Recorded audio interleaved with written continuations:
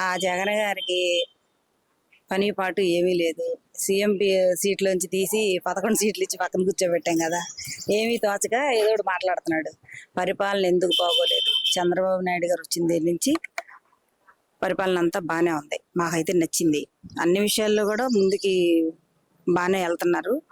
Assembly సమావేశాలు మొన్న జరిగిన వాటిల్లో చాలా బిల్లులు పెట్టారు.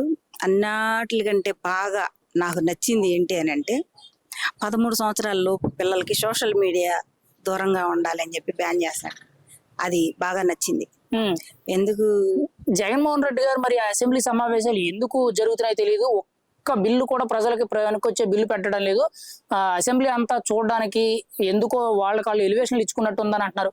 అసలు అసెంబ్లీ సమావేశాలు సరిగ్గా జరగట్లేదు అంటున్నారు. మరి మీరేమంటారు దీని గురించి? జరగట్లేదు అసెంబ్లీ సమావేశాలు అన్నది జగన్ గారు చెప్పాల్సింది. ప్రజలు చెప్పాలి అక్కడ ఏం జరుగుతుంది అన్నది. లైవ్ చూసాం కదా.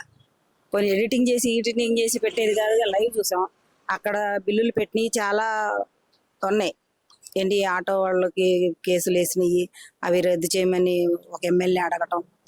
తర్వాత ఈ కొంత అంటే ఈ జగన్ గారి ప్రభుత్వంలో ఎక్కడన్నా స్థలం ఖాళీగా ఉంటే చాలు రిజిస్ట్రేషన్ చేయించుకున్న వాళ్ళు ఉన్నారు.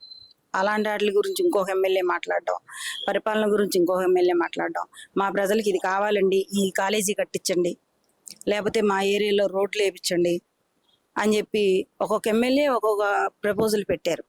అన్నీ బాగున్నాయి, అన్నీ నచ్చినాయి మాకు. ఎందుకంటే అన్నీ ప్రజలకు ఉపయోగపడేవి, పిల్లలకు ఉపయోగపడేవి చెప్పారు.